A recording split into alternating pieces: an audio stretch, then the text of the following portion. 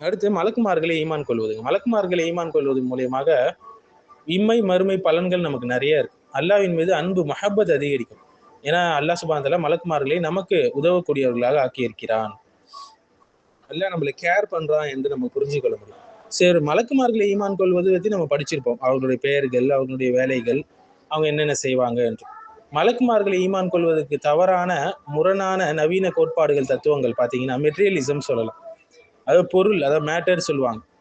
பொருளால் நிரூபிக்க முடியாத எதுவுமே கிடையாது இந்த உலகத்துல என்று சொல்லுவாங்க. மலக்குமார்கள் மறைவான, அதாவது கைபுடைய படைப்புகள். அவங்க மனிதனுடைய கண்கள் காணாததால் ஒரு பொருள் இல்லை என்று நம்ம சொல்ல முடியாது இல்லையா? கிராவிட்டியே நம்ம பார்க்கல, மைண்டே பார்க்கல, கரண்ட் எலக்ட்ரிசிட்டியே பார்த்தது இல்லை, காற்றை பார்த்தது இல்லை. அதுக்காக நம்ம இதுக்கெல்லாம் முரணா இதெல்லாம் இல்லைன்னு சொல்றோமா? கிடையவே கிடையாதுல. அதை பயன்படுத்தி கொள்றோம்ல, அதுதான் நம்ம செய்யணும். ஸோ இதெல்லாம் நேரடியாக நம்ம பார்த்தது இல்லை. இந்த கிராவிட்டி, மைண்ட், எமோஷன்ஸ் நேரடியாக பார்க்கலனா கூட அதனுடைய விளைவுகளை நம்ம ஏற்றுக்கொள்றோம் இல்லையா? ஸோ அல்குரான் மறைவான உலகத்தை ஏற்றுக்கொள்ளுமாறு நம்ம அழைக்குதுங்க. அடுத்தது ரெண்டாவது நேச்சுரலிசம், அதாவது இயற்கை காரணங்களே அனைத்தையும் விளக்குகின்றன என்று சொல்லக்கூடிய தவறான கொள்கை. இயற்கைக்கு அப்பாற்பட்ட எதுவுமே கிடையாது என்று சொல்லக்கூடிய கொள்கை. இது வஹி, மலக்குமார்கள், நபித்துவம் போன்ற இயற்கைக்கு அப்பாற்பட்ட உண்மைகளை மறுக்குது. இயற்கையை படைத்த அல்லாஹ் அதன் எல்லைகளுக்கு வெளியிலும் செயல்படத்துக்கு வல்லமை மிக்கவன் இல்லையா? அடுத்தது பாசிட்டிவிசம், பரிசோதனை மற்றும் அறிவியல் மூலம் நிரூபிக்கப்படுறதுதான் உண்மை என்று சொல்லக்கூடிய கொள்கை. இது அறிவியல் எப்படி என்பதை விளக்குது, ஏன் என்பதை விளக்கல. ஒரு விஷயம் எப்படி நடக்குதுன்னு விளக்குது, ஏன் நடக்குதுன்னு விளக்கல.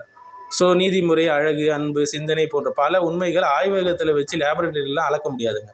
அது போல மலக்குமார்களும் அறிவியலுடைய வரம்புக்கு வெளியே உள்ள மறைவான உண்மைகள். அடுத்து ஸ்கெப்டிசிசம், அதாவது உறுதியான அறிவு எதுவும் கிடையாது, அனைத்தையும் சந்தேகிக்க வேண்டும் என்று சொல்லக்கூடிய வழிகிட்ட கொள்கை.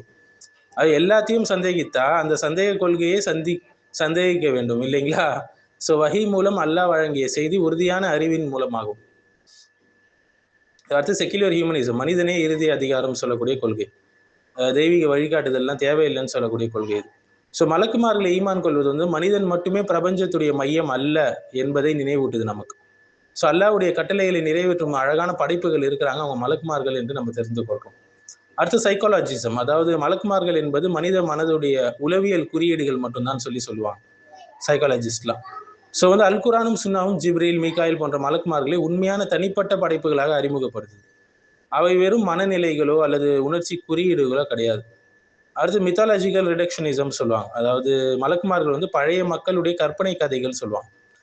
ஸோ இஸ்லாம்ல மலக்குமார்கள் ஒரு புராண கதை கிடையாதுங்க, மாறாக ஈமானின் 6 அடிப்படைகளை ஒரு முக்கிய தூண். ஸோ நபிமார்களுடைய வஹி மற்றும் வரலாற்று சாட்சிகள் இதை உறுதிப்படுத்துது நமக்கு. அடுத்தது எக்ஸிஸ்டென்ஷியலிசம், அதாவது மனிதனே தனது அர்த்தத்தை உருவாக்குகிறான்னு சொல்லக்கூடிய வழிகட்ட கொள்கை. மலக்குமார்களை ஈமான் கொள்வது மனிதன் தனிமையில் விடப்படல என்பதை காட்டுது நமக்கு. படைப்பின் நோக்கம், கண்காணிப்பு, மறுமை கணக்கு, இது எல்லாமே உண்மை என்பதை நமக்கு நினைவூட்டுது. ஸோ அடுத்து ஏத்திசம், கடவுளும் இல்லை மலக்குமார்களும் இல்லைன்னு சொல்லக்கூடிய கொள்கை.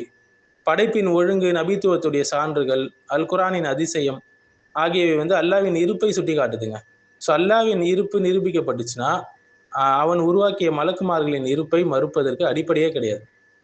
அடுத்து லியோ பிளாட்டோனிசம், மலக்குமார்கள் உண்மையான படைப்புகள் அல்ல, பிரபஞ்ச அறிவுடைய வெளிப்பாடுகள் அல்லது ஆன்மீக நிலைகள் சொல்லக்கூடிய கொள்கை. ஸோ இஸ்லாம் மலக்குமார்களை தனிப்பட்ட சுயத்தன்மை கொண்ட படைப்புகளாக கூறுது. அவங்க அல்லாஹ்வுடைய கட்டளையை நிறைவேற்றக்கூடிய உண்மையான அடியார்கள், இவங்க வெறும் தத்துவ சக்திகள் கிடையாது. ஸோ